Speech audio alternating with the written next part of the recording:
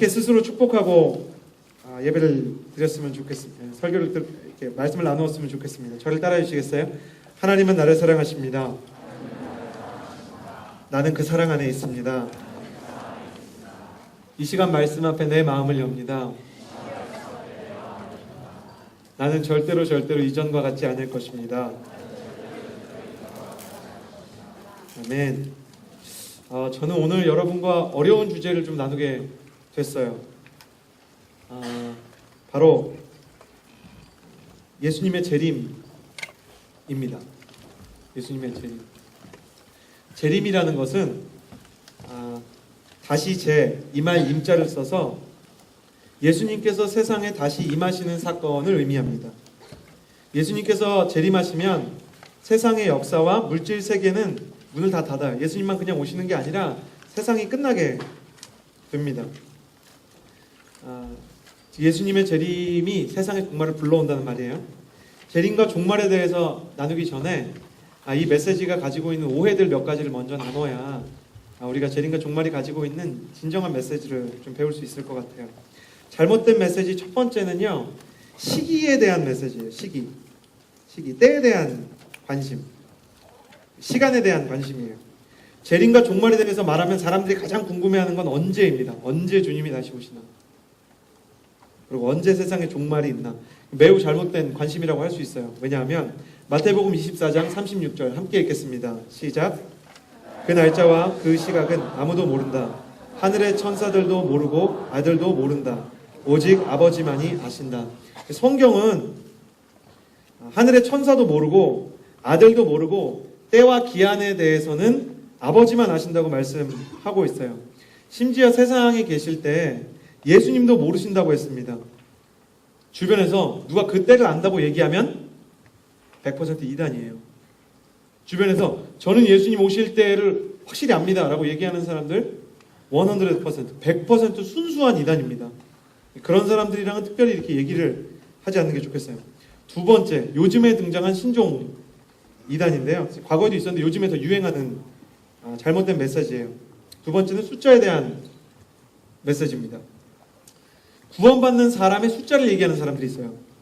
14만 4천 명 딱 이렇게 끊어가지고 구원이 선착순이에요. 놀이기구 타듯이 선착순으로 구원받는다고 얘기하는 사람들. 너 14만 4천 명 안에 들었어? 정말? 확신해? 14만 4천 명 맞아? 이렇게 얘기해서 사람 협박하는 사람들. 물론 계시록에 구원받는 사람의 숫자를 14만 4천 명으로 표현한 구절이 있습니다. 있어요. 그런데 이 14만 4천 명은 이스라엘의 12지파가 각각 12,000명씩 모여가지고 14만 4천 명이 된 거예요. 그러니까 이게 같은 구절 안에 들어있는 거거든요. 14만 4천 명을 문자적으로 14만 4천 명이라고 하려면 실제 이스라엘 지파 12지파의 12,000명씩만 구원받는다고 얘기해야 돼요. 이쪽을 문자적으로 해석할 거면 이쪽도 문자적으로 해석해야죠. 같은 패러그래프 안에 있는데, 같은 이 단락 안에 있는데. 근데 이 신천지 같은 곳은 14만 4천 명은 숫자로 얘기하고요. 이스라엘 지파는 영적 이스라엘 지파라 그래요. 그래서 신천지 안에 막 시온 지파, 뭐 베드로 지파, 뭐 이런 게 다 있습니다. 이스라엘한테 라이센스도 지불하지 않고 자기들끼리 막 만들었어요, 지파를. 그래가지고 이 지파 안에 들어야만 구원을 받는다고 얘기하는 거예요. 완전히 잘못된 생각입니다. 논리적으로 해석학적으로도 오류예요. 이쪽도 문자적으로 해석하면 이쪽도 문자적으로, 이쪽도 상징적으로 해석하려면 이쪽도 상징적으로. 성경은 상징적으로 해석하는 곳도 있고 문자적으로 해석하는 곳도 있지만 그 두 가지가 한 패러그래프 안에서는 같은 방식으로 해설이 돼야 되는 겁니다. 근데 그렇게 하지 않는다는 거예요. 주변에 이런 분들이 계셔서 자꾸만 14만 4천 명 안에 들어와라, 14만 4천 명 안에 들어오면 놀라운 일이 있다 라고 얘기하시는 분들이 계신다면 110% 이단입니다. 이런 분들이 말 걸면 대꾸할 필요가 없어요. 성경에는 말도 섞지 말고 심지어 이단에 대해서는 개들을 삼가라는 표현이 나와요. 이거는 이 욕을 하는 게 아니고요. 개랑은 말을 할 필요가 없다는 얘기예요. 영적으로 무지한데 안다고 자꾸만 이렇게 생각하는 것들은 영적으로는 거의 짐승 수준이기 때문에 얘기가 할 필요가 없다, 이렇게 얘기하고 있습니다. 말도 섞지 말고요. 문도 열어주지 마시고요. 설득하려고 하지도 마세요. 그것이 여러분의 영혼을 보호하는 길입니다. 어떤 분들이 신천지 집회나 이렇게 신비주의 집회에 가셔서 그래도 거기에 은혜가 있었습니다 이렇게 자꾸 얘기하시는데, 아무리 음식이 맛이 있어도 그 음식이, 예를 들어 사과를 먹었는데 그 사과에 농약이 듬뿍 묻어 있으면 몸에 좋은 음식이 아니에요.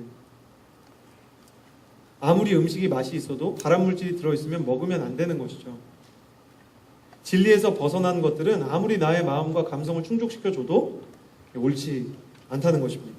잘못된 세 번째 메시지는 아예 재림은 없다고 얘기하는 메시지입니다.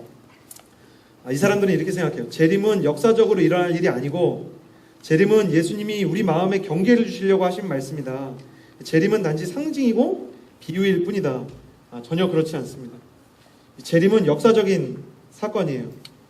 앞으로 우리의 인생 가운데 우리가 헷갈릴 수 없을 정도로 분명하게 역사적으로 일어날 사건이에요. 그렇기 때문에 주님은 예수님께서 다시 오시고 세상이 끝날 날이 있기 때문에 준비된 사람이 되라 끊임없이 얘기하셨습니다. 그러면 준비되는 것이 어떤 것인가? 준비되는 것이 집 팔고 재산 팔고 시험 안 깎고 산속에 들어가가지고 물만 마시면서 사는 삶인가? 정말 구원이라는 것이, 구원을 기다리는 것이, 재림을 기다리는 것이 학교 그만두고 가족과 연 끊고 들어가 있는 것인가? 그렇지 않아요. 다시 오실 주님을 위해 준비된 인생이 어떤 것인지 오늘 우리는 세 가지 메시지를 나눌 텐데요. 이 메시지를 나눌 때 준비된 사람이 될 뿐만 아니라 종말과 재림에 대한 오해가 벗어지고 종말과 재림에 대한 오히려 깊은 메시지들이 여러분 안에 확인되는 시간이 되기를 바랍니다. 옆 사람에게 인사해 주시겠어요? 영적으로 준비된 사람이 되십시오. 첫 번째 모습이 어떤 것인가? 35절과 36절의 말씀 같이 읽겠습니다. 35절, 36절입니다. 함께 읽겠습니다. 시작. 항상 허리에 띠를 두르고 등불을 켜놓고 있어야 한다. 마치 주인이 결혼잔치에서 문을 두드릴 때 곧 열어주려고 대기하는 사람들과 같이 되라. 첫 번째, 종말과 재림에 대한 주님의 메시지, 누가 준비된 사람이냐 하는 메시지에서 제일 중요한 것은 내 인생의 평가가 누구에게 달려있는지를 알아야 된다는 것입니다. 내 인생의 평가와 그 평가의 기준이 누구에게 달려있는지를 알아야 된다는 거예요. 예수님께서 종말을 이해하기 쉽게 하시려고 당시 사람들한테 익숙한 비유를 쓰셨어요. 결혼식입니다. 유대 지방은 예나 지금이나 날씨가 굉장히 더워요. 그래서 독특한 풍습이 있었는데 저녁이나 밤에 결혼식을 했어요. 너무 더우니까 사람들이 오늘날처럼 2시에 와가지고 결혼식 하자 그러면 이스라엘 지방 2시 날씨가 어떠냐면 그 차 본네트 있잖아요. 본네트에 계란을 이렇게 생 계란을 탁 풀잖아요. 그럼 후라이 돼요. 그러니까 사람들이 거기에 앉아 있을 수가 없는 수준이죠. 근데 냉방기구도 없으니까 저녁에 모이고요. 근데 결혼 잔치를 이제 벌이고 나면 우리처럼 한 2시간 만에 끝나는 게 아니고 최소 3일 정도랍니다. 길게는 7일 정도예요. 학자들 중에 저처럼 좀 엉뚱한 신학자들이 말하기를 당시에는 신혼여행이라는 개념이 없었기 때문에 결혼식과 신혼여행을 합쳐서 결혼잔치를 성대하게 벌렸던 것 같다. 이렇게 얘기를 했어요. 근데 신랑이 어디에서 결혼식을 하냐면 예식장에서 하는 게 아니고요. 신부 집에 가가지고 결혼식을 해요.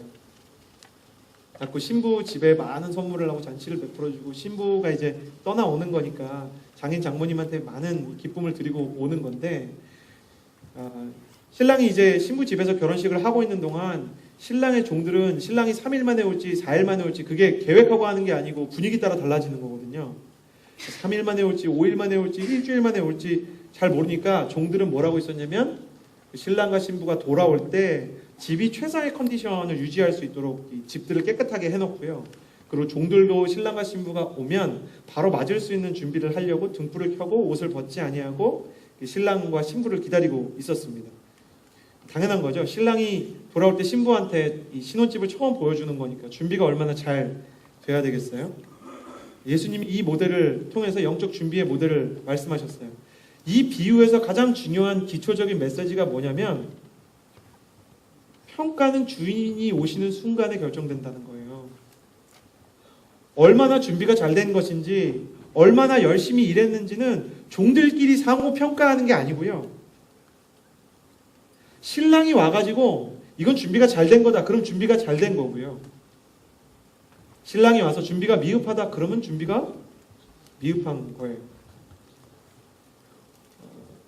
이해하기 쉽게 좀 얘기해 보자면 요즘 캠퍼스 기말고사 기간이잖아요. 시험 기간에 보면 꼭 그런 사람들이 있어요. 열심히 공부하고 있으면 남이 공부하는 걸 이렇게 쳐다보고 있다가 친구가 와서 이렇게 얘기하는 애들 있어요. 그거 이번에 안 나오는데. 뭐 이렇게 얘기하는 애들 있잖아요. 공부하고 있는데 그거 이번에 안 나올 것 같은데. 뭐 이렇게 얘기하는 거예요. 그럼 마음 깊숙한 곳에서 이렇게 불편하지만 신경이 쓰이니까 그럼 뭐가 나와?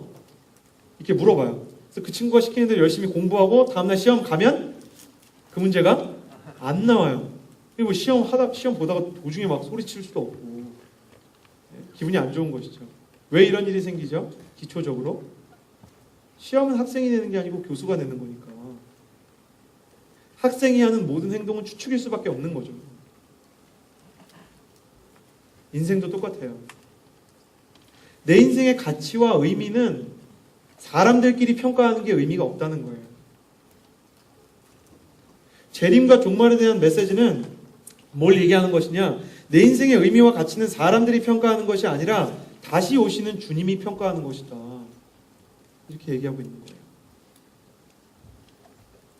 그런데 우리는 너무 많은 시간 동안 사람들이 내리는 평가에 우리의 마음을 어렵게 무너지기도 하고 마음이 막 좋아지기도 해요.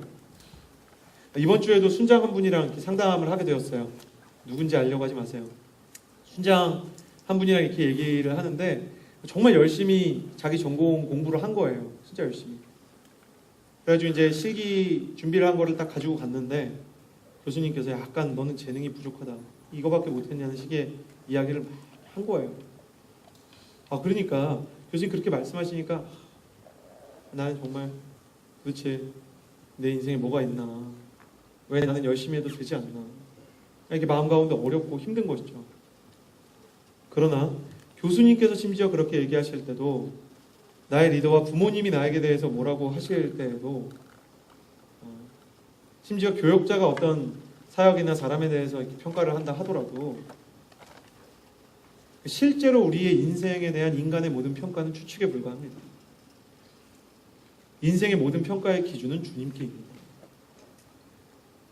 주님께서 나의 인생이 값지다고 말하면 값진 것이고 지금 헛되이 시간을 낭비하고 있다고 말씀하시면 헛되이 시간을 낭비하고 있는 것입니다. 그러므로 사랑하는 여러분, 사람의 말에 너무 크게 상처받지도 말고 사람의 말에 너무 막 자고하시지도 마시기를 바랍니다. 약간 사람의 말에 쿨해져야 돼요. 격려해주면 그냥 고마워하면 되고요. 사람이 비판하면 맞는 말이 있는지 그냥 살펴보고 아닌 것 같다 싶으면 쿨하게 던질 수 있어야 돼요. 하나님에 대한 인식이 부족해지면 언제나 사람에 대한 인식이 날카로워지게 되어 있는 것입니다. 그러나 사랑하는 여러분, 주님께서 여러분을 사랑하시고 여러분의 인생을 이끄신다면 여러분의 인생의 마지막 날 후회하지 않으리라 저는 신뢰합니다. 옆 사람에게 인사해 주시겠어요? 하나님의 평가에 민감한 사람이 되십시오. 그럼 하나님의 평가의 기준을 어떻게 알 것인가? 그 방법이 하나예요. 말씀을 읽어야 됩니다. 청년의 시기에 말씀을 읽고 그 말씀을 묵상해서 하나님이 가지고 계신 기준을 선명한 그 기준들을 배워야 되는 것입니다. 사람이 아니라 하나님의 기준을 알기 위해서 하나님의 말씀 앞에서 헌신하며 날마다 하나님의 말씀에 순종하기 위해서 애쓰는 삶을 살면 하나님께서 그의 인생을 인도하시는 거예요. 여호수아 1장에는 이런 말씀이 나와요. 내가 명령한 그 율법을 다 지켜 행하고 오르나 좌로나 치우치지 말라. 그리하면 내가 어디로 가든지 형통하리라. 여호수아가 모세 이후에 후임이 된 거예요. 모세는 신학자들이 추측하기로 5개국어 이상을 능수능란하게 다루는 사람입니다. 애굽의 왕자 출신이잖아요. 지금으로 치면 TH에 PhD, MDB 다 한 사람이에요. 근데 여호수아는 순수한 종 출신이에요. 여호수아의 가장 친한 친구인 갈렙의 이름의 뜻은 개입니다. 개. 그러니까 우리나라식으로 표현하면 갈렙이란 이름의 뜻이 개똥이라는 뜻이에요. 그러니까 이런 거죠. 이스라엘 사람들이 읽으면 개똥이가 말했습니다. 이 산지를 내게 주십시오. 비장하지만 이름이 개똥이에요. 왜 이름이 천한가? 노예 출신이기 때문이에요. 노예 출신으로서 위대한 리더였던 막 홍해 가르는 모세의 후임이 되니까 마음 가운데 막 불안함이 있는 거예요. 사람은 언제나 다른 사람의 위대함을 보면서 위축되고 다른 사람의 나약함을 보면서 또 막 자고하는 존재 아니겠어요? 그런데 너무 위대한 리더인 모세의 후임이 되니까 두려웠던 여호수아에게 하나님이 말씀하시기를 대단한 능력이나 대단한 지식이 필요한 것이 아니라 대단한 커리어가 필요한 것이 아니라 내가 모세에게 주었던 그 율법을 다 지켜 행하고 그 말씀을 묵상하면 내가 어디로 가든지 형통하리라. 저는 여기서 가장 감동을 받았던 구절이 어디로 가든지 형통하리라. 영어로 보면 이렇게 써 있어요. Wherever you go, your God will be with you. 네가 어디로 가든지 하나님께서 너와 함께 할 것이다. 우리는 그게 궁금해요. This way or that way. 하나님 이쪽으로 가야 됩니까? 아니면 저쪽으로 가야 됩니까?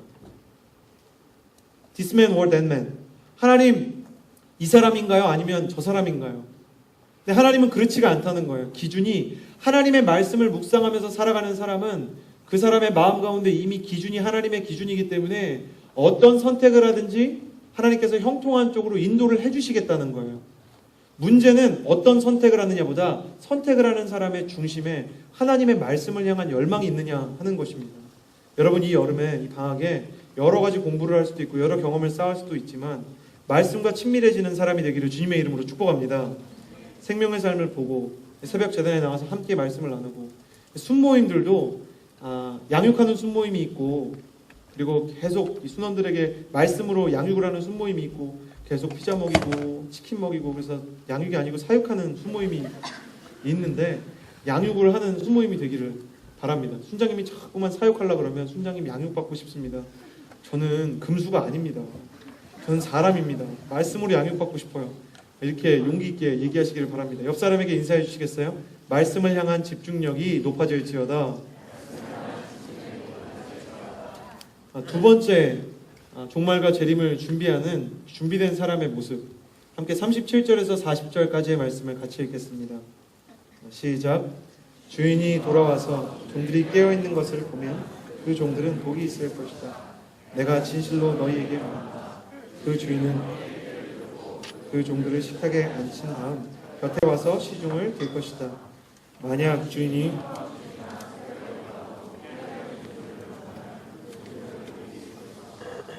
너희는 이것을 알라. 만약 집에 도둑이 언제 들었는지 알았다면 집주인은 도둑이 집에 들어오지 못하게 할 것이다. 그러므로 너희도 준비하고 있어야 한다. 인자가 생각지도 않을 때. 두 번째는 계속해서 영혼을 깨우는 사람이에요. 종말을 준비하는 사람은 주님이 오실 때 내 인생이 평가된다고 생각하고 말씀을 묵상하는 사람이라면 두 번째는 계속해서 영혼을 깨우는 사람이다. 주인이 종들을 평가하는 가장 중요한 기준은 집이 깨끗한 것도 있고 침실을 잘 아름답게 꾸며놓는 것도 있겠지만 종들이 깨어 있어야 되는 것이다 하는 것입니다. 오늘 본문도 그렇지만 재림에 대해서 주님이 얘기하실 때 세상의 종말에 대해서 얘기하실 때 가장 중요하게 말씀하시는 것이 바로 깨어 있으라는 단어예요. 깨어 있으라.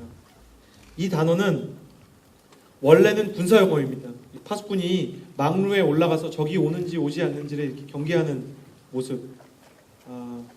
저 군대에 있을 때 그 초소가 있었는데 북한군이 실제로 쳐들어온 일은 없지만 초소마다 밤에 이 경계 근무를 서야 됐어요. 총을 옆에다가 이렇게 세우고 놀랍습니다. 정말 이 시간과 공간의 방에 갇힌 것 같아요.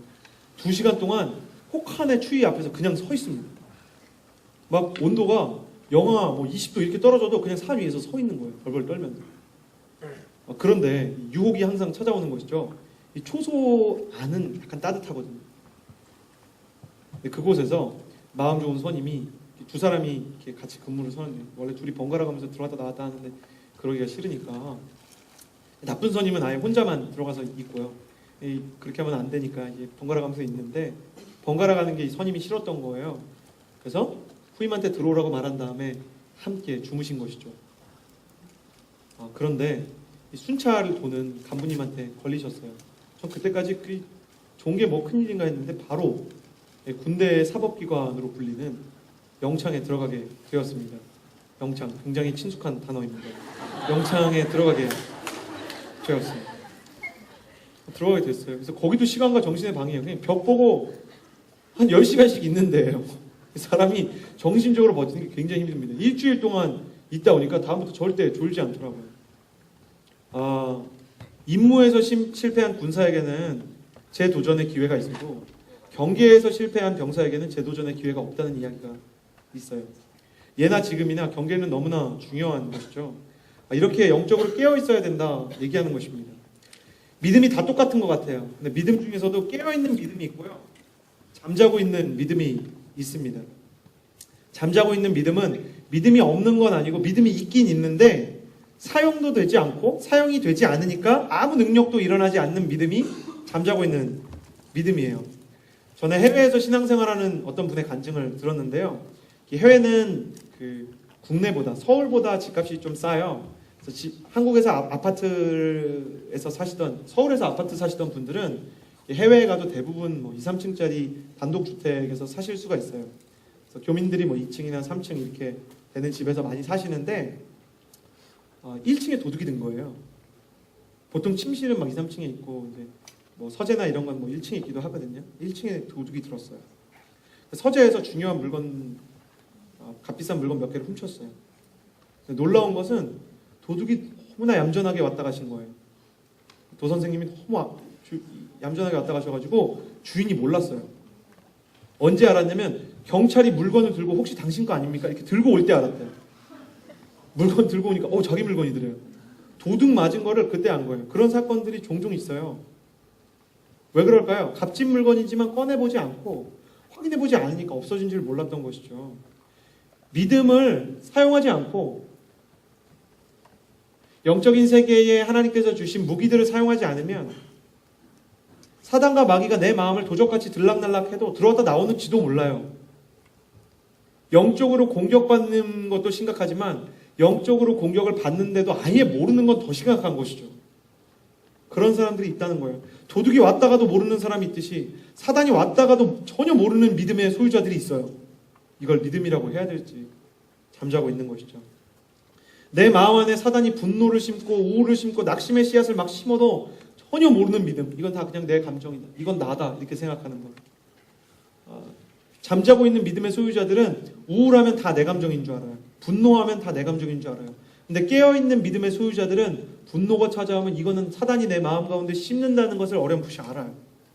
우울하면 이것도 사단이 내 마음 가운데 내 마음을 잠들게 하고 내 믿음을 잠들게 하려고 심어주는 것이다라는 것을 어렴풋이 느낄 수 있어요. 그 어렴풋한 느낌을 가지고 영적으로 분별하며 기도하면서 어렴풋한 것들이 확실해지고 확실해진 것들을 가지고 공격해서 우울과 분노와 낙심의 모든 사단의 공격을 이겨내는 사람이 바로 깨어있는 사람입니다. 그렇다면 어떻게 하면 깨어날 수 있느냐? 마가복음 14장 38절 이렇게 써 있습니다. 시험에 들지 않도록 깨어서 기도하여라. 누가복음 21장 36절 기도하면서 항상 깨어있으라. 골로새서 4장 2절 항상 기도를 힘쓰고 기도 가운데 감사함으로 깨어있으십시오. 성경은 영적으로 깨어있는 것과 기도하는 것이 연결되어 있다고 말합니다. 기도하면 영적으로 깨어있을 수 있게 되는 것이고 기도하지 않으면 영적으로 잘 수밖에 없는 것입니다. 예배 시간에 피곤해서 졸지 않고 이것도 너무 중요한 것일 수 있지만 이것이 영적으로 자냐 안 자냐가 아니고요. 기도하는 사람, 기도의 자리가 있는 사람은 영적으로 깨어있는 사람이요. 기도하지 않는 사람은 영적으로 깰 수 없는 것이에요. 종들이 등불을 가지고 서 있어야 된다고 얘기했는데 이 등불은 종종 기도의 상징으로 쓰였던 것입니다. 사랑하는 여러분, 기도하셔야 됩니다. 어떤 분들이 저한테 이렇게 얘기하시는 분들이 많아요. 폴토에서.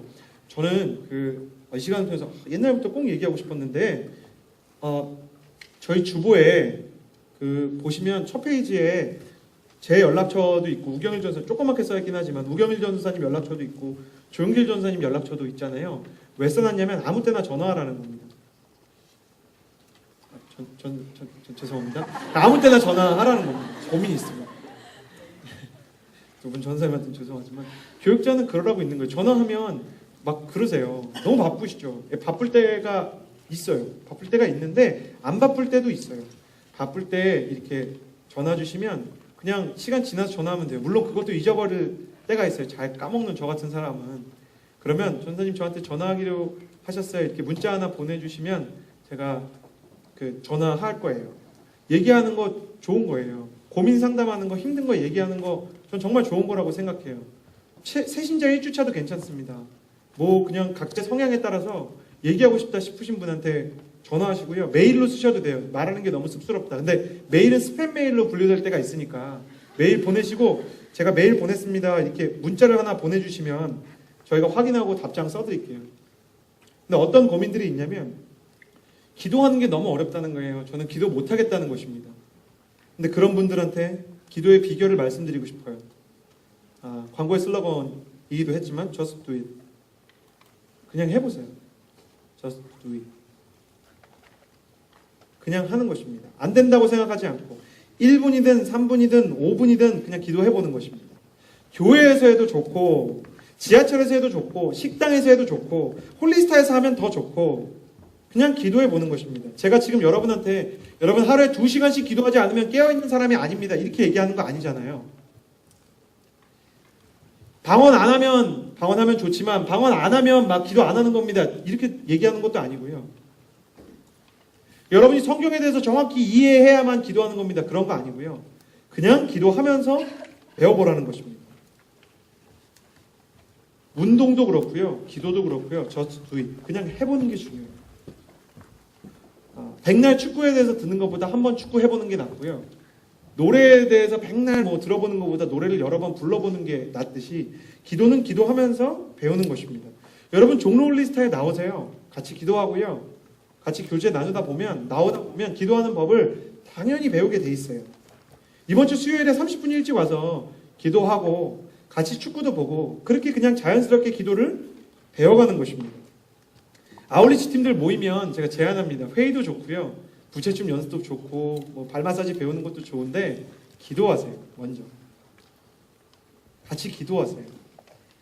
하나님께서 그 모임 가운데 계속 함께 해주시도록 기도하고요. 그 팀이 깨어있어서 사단 마귀가 들어와서 마음을 도둑질하지 못하도록 기도하는 것이에요. 마음에 불평이 찾아올 때도 기도하세요. 불평은 그 자체로는 잘못된 게 아니에요. 왜냐하면 잘못된 일이 있으면 바로 잡아야 되고 잘못된 사람이 있으면 바로 세워야 되니까 불평은 그런 것들에 대한 사인이 될 수 있기 때문에 불평 자체는 나쁜 게 아닌데 그 불평을 하나님 앞에서 하면 내가 이런저런 것이 힘들고 이해가 되지 않습니다라고 끊임없이 기도하고 하나님 앞에 이야기하면 하나님이 그 불평이 소망이 되도록 바꿔주시고 대안을 주실 거예요. 근데 계속 불평만 하잖아요. 계속 불평만 하다가 아무 대안도 세워지지를 않는 것입니다. 기도하는 사람은 불평을 들고 가도 인생의 대안을 받지만 불평만 하는 사람은 인생의 대안은 없이 더 심각한 불평의 상황 가운데로 빠져 들어가게 되는 것입니다.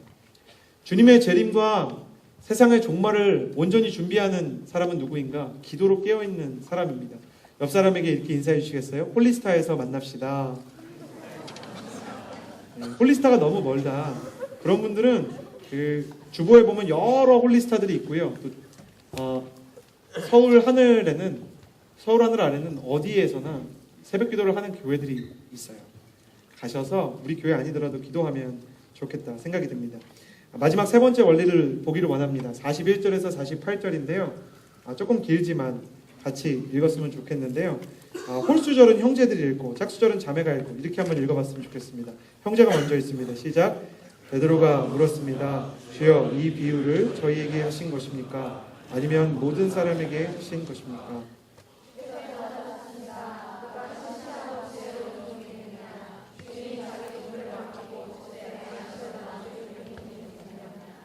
주인이 돌아와 종이 시킨 대로 일하는 것을 본다면 그 종은 복이 있을 것이다. 내가 진실로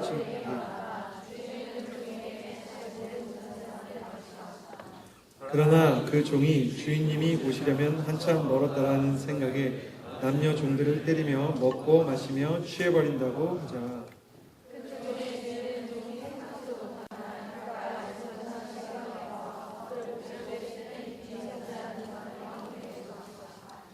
주인의 뜻을 알고도 준비하지 않거나 그 뜻대로 하지 않는 종은 매를 많이 맞을 것이다.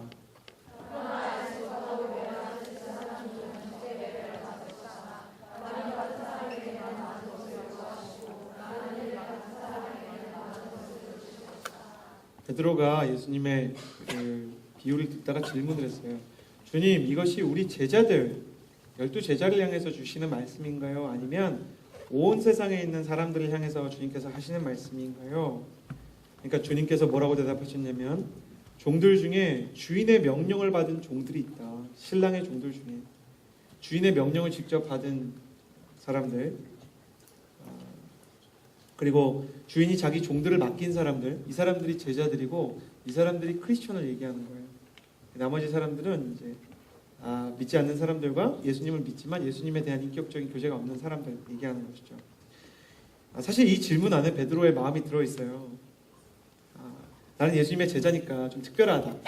이 메시지가 우리 특별한 사람들을 향한 메시지인가 아니면 일반적인 사람들을 향한 메시지인가, 은근한 영적인 우월함을 가지고 있는 거예요.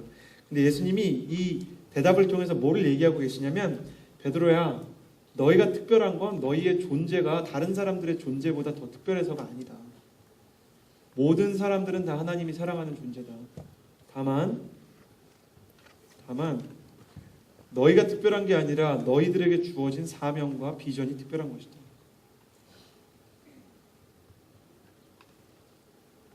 너희는 다 종이지만, 신랑의 종들이지만 주인이 이를 부탁했기 때문에 그 종들 중에서 특별해지는 것이다. 사랑하는 여러분, 특별한 사람이 있는 것이 아니라 특별한 사명이 있는 것입니다. 저는 여러분의 인생 가운데 특별한 사람이 되려고 노력하는 인생이 아니라 여러분을 향한 특별한 사명을 발견하는 인생이 되기를 주님의 이름으로 축복합니다. 이 젊음의 시기에, 이 청년의 시기에 하나님께서 나를 위해서 마련하신 특별한 비전을 발견해야 되는 것이죠. 우리는 이 청년의 시기에 우리에게 맡기신 사명이 무엇인지, 비전이 무엇인지를 정말 간절히 구하고 그 비전을 발견했다면 그 비전을 위해서 헌신해야 됩니다. 주님은 재림을 준비해야 된다고 말씀을 시작하셨는데, 근데 희한하게 이야기를 끝낼 때는 청지기의 비유로 끝내셨어요. 열심히 살아라는 이야기로 끝낸 것입니다. 산으로, 아까 이야기한 것처럼 산으로 들어가라, 제사는 아무 의미 없다, 이런 얘기 한 게 아니고 오히려 오늘 하루에 맡겨진 일에 최선을 다해라. 종말이 오면 그게 무슨 의미가 있어요? 주님, 세상이 끝나는데 그게 대단한 일이에요 라고 말할 수도 있지만, 주님은 오늘 최선을 다해야 된다라고 이야기한 것입니다. 월드컵 시즌을 맞아서 제가 형제 여러분들이 흥미있을 만한 이야기를 하나 나누고 싶어요. 역사상 최고의 스트라이커 중에 한 명, 역사상 공격형 미드필더와 스트라이커를 겸하면서 나폴리에서 뛰었던 위대한 왼발의 소유자가 있습니다. 역사상 최고의 왼발 스트라이커 누군지 아세요? 마라도나예요. 마라도나는 정말 최약체 팀이었던 나폴리를 맡아서 정말 약한 팀이었는데 2번 우승을 시키고요. 그리고 플라티니가 이렇게 얘기할 정도였죠. 너무 이 플라티니가 미드필더인데 공격을 너무 잘하는 플라티니, 지금 이 유럽 축구 협의회 회장인데, 플라티니가 어떻게 그렇게 묘기와 같은 플레이를 하냐 말했더니, 저번에 봤더니 내가 공으로 하는 묘기를 마라도나는 오렌지로 하고 있더라, 이렇게 얘기할 정도로 훌륭한 선수였어요. 근데 이 마라도나가 이 득점왕을 하면서 동시에 이 90년대 월드컵을 우승시키거든요. 아무도 마라도나를 막지를 못합니다.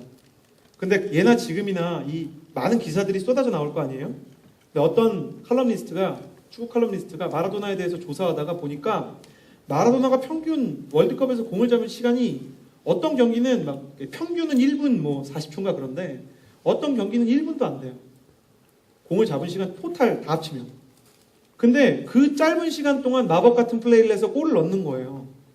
그러니까 이 칼럼니스트가 이런 질문을 했어요. 마라도나, 어떻게 그렇게 짧은 시간에 마법 같은 플레이를 할 수가 있습니까? 당신이 공 잡은 시간이 2분도 안 됩니다. 당신이 진짜 대단한 것 같습니다, 이렇게 얘기했는데 영적인 메시지가 느껴질 만한 대답을 마라도나가 했어요.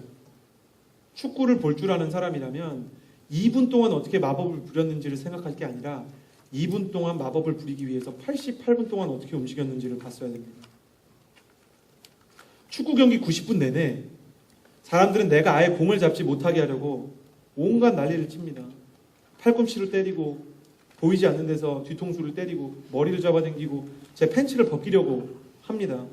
저는 거의 그 사람들을 피해서 88분 동안 이리로 저리로 도망을 칩니다. 사실 마법과 같은 플레이를 할 사람은 많지만 집중 견제해서 공을 잡는 것이, 좋은 자리에서 공을 잡는 것이 훨씬 힘든 일입니다 라고 마라도나가 얘기하면서, 더 나아가서 축구가 아니라 인생에 대한 지혜가 있는 사람이라면 그 88분과 2분을 합친 90분의 무브먼트를 만들기 위해서 내가 지난 10년, 20년을 어떻게 연습했는지를 생각했어야 됩니다. 저는 그 얘기를 듣는데 굉장히 도전이 됐어요. 2분을 위해서 20년을 훈련한다. 1분 40초에 환상적인 무브먼트를 만들기 위해서 20년을 훈련한다고 이야기하는 마라도나. 2분 동안 골을 넣기 위해서 88분 동안 수비수들의 눈을 피해서 도망치는 마라도나. 비전이라는 골은 오늘 내 삶에서 최선을 다하는 훈련 위에 세워지는 탑이에요. 이 비전의 골이라는 것은 오늘 내 삶에서 최선을 다할 때 그 훈련 위에서만 만들어지는 것입니다. 비전에는 요행이 없어요. 사명에도 요행이 없어요. 주님이 말하신 특별한 사명을 맡은 사람들, 주님이 오실 때 칭찬하는 사람들은 오늘 내게 맡겨진 삶을 외면하지 않는 사람들이에요. 재림을 준비한다고 얘기하면서 삶에서 떠나게 하고 가족과 멀어지게 하는 이상한 사교 집단들이 있어요. 잘못된 것입니다. 주님께서 나에게 맡겨준 일들을 온 힘을 다해서 하는 것이죠. 45절 말씀에 보면 먹고 마시며 취해버리지 말아라. 어차피 뭐 주인 오실 때만 잘하면 되는데 그러다가 결국 주인을 맞지 못하게 된다. 그리고 남녀 종들을 때리면 안 된다. 45절에 말하고 있는 것이에요. 내게 지금 맡겨진 사람들에게 최선을 다해 사랑을 전하는 것이 그것이 하나님의 뜻이라는 것입니다. 사랑하는 여러분, 주님은 종말을 위해서 특별하게 살 필요가 없다고 얘기하시는 거예요. 종말을 특별하게 준비하는 사람이란 어떤 사람이냐면 오늘 하루를 특별하게 사는 사람입니다. 우리가 하나님의 뜻을 구해야 되는 날도 언제나 오늘이고 우리가 하나님의 뜻에 헌신해야 되는 날도 언제나 오늘이고 우리가 하나님의 뜻을 이루는 날도 언제나 오늘이 될 것입니다. 오늘 아름답게 사세요. 오늘 여러분에게 맡겨준 사람들을 포기하지 말고 아름다운 관계를 맺으세요. 오늘 여러분에게 베풀어진 예배가 내 생애의 마지막 예배인 것처럼 아름답게 예배하십시오. 그것이 재림을 준비하는 자의 삶입니다.